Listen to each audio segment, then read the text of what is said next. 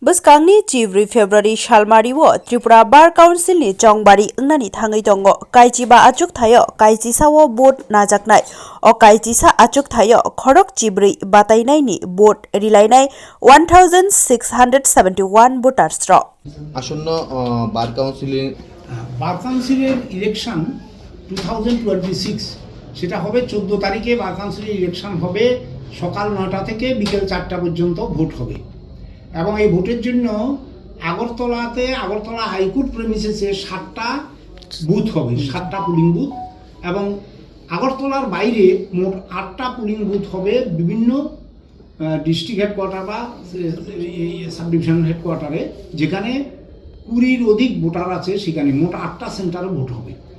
আর সবচেয়ে ইম্পর্টেন্ট হলো এই ভোটে যারা ভোট দেবে, যে লয়ারদের নাম আমাদের ভোটার লিস্টে ফাইনালি পাবলিশ ভোটার লিস্টে রয়েছে, প্রত্যেক ভোটারকে ফার্স্ট প্রেফারেন্স ভোট, এটা প্রেফারেন্সিয়াল ভোট, এটা কিন্তু নর্মাল ভোট নয়, নর্মাল পদ্ধতির ভোট নয়, প্রেফারেন্সিয়াল ভোট যে হেতু প্রত্যেক ভোটারকে ফার্স্ট প্রেফারেন্স ভোট দিতেই হবে।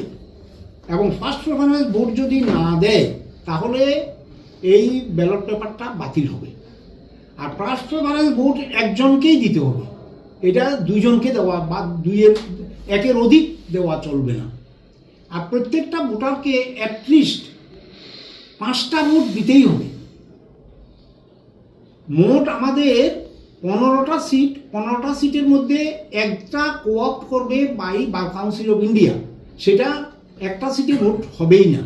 আর বাকি 14টা যে ক্যান্ডিডেট ইলেক্ট করার কথা ছিল, সেই 14 জনের মধ্যে সুপ্রিম কোর্টের কেস অনুযায়ী, যোগমায়ার কেসে সুপ্রিম কোর্ট ডাইরেকশন দিয়েছে যে 30% seat should be reserve for the women advocates, এবং এর কারণে 3টা পোস্ট রিজার্ভ থাকবে মহিলাদের জন্য। এবং এই আমাদের যখন নমিনেশন আমরা ইনভাইট করেছি তখন মহিলা ক্যান্ডিডেট ছিল 3 জনই। ফলে 3 জন মহিলা ক্যান্ডিডেট এই 3টা রিজার্ভ পজিশন অকুপাই করে ফেলেছে। That has been already approved by the high power election committee appointed by the supreme court. তো সুতরাং আমাদের এখানে ভোট হচ্ছে 11টা পোস্টের জন্য ত্রিপুরা বার কাউন্সিলে। আউট অফ 15 11টার জন্য ভোট হচ্ছে। 11টার জন্য ক্যান্ডিডেট হলো মোট 14 জন। এই 14 জনের মধ্যেই 11 জনকে ইলেক্ট করবে লয়াররা তাদের প্রেফারেন্সিয়াল ভোট দিয়ে। তো এটা হলো মোস্ট ইম্পর্টেন্ট পার্ট, হলো যে ভোট ফার্স্ট প্রেফারেন্স ভোট দিতেই হবে, ন্যূনতম 5টা ভোট দিতে হবে, এবং ভোটটা কাস্ট করবে ইন্ডিয়ান ইন্টারন্যাশনাল নিউমেরিক্যালসে, অর্থাৎ 1, 2, 3 এরকমভাবে। এটা ওয়ার্ডও দেওয়া যাবে না বা অন্য কোনো হরফে দেওয়া যাবে না, এইভাবে ভোটটা কাস্ট করতে হবে।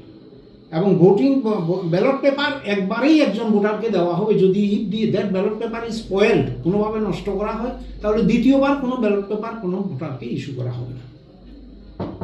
ভোটারদের উদ্দেশ্যে আপনার কি মেসেজ? উদ্দেশ্যে আমার রিকোয়েস্ট হলো যে সবাই যাতে শান্তিপূর্ণভাবে ভোট দেয়, ভোটে অংশগ্রহণ করে, এবং যাতে একটা ফ্রি অ্যান্ড ফেয়ার ইলেকশন হয়, এবং ক্যান্ডিডেট যারাই জিতে আসুক তারা আগামী 5 বছরের জন্য বারের জন্য ভালো কাজ করবে, আইনের জন্য ভালো কাজ করবে।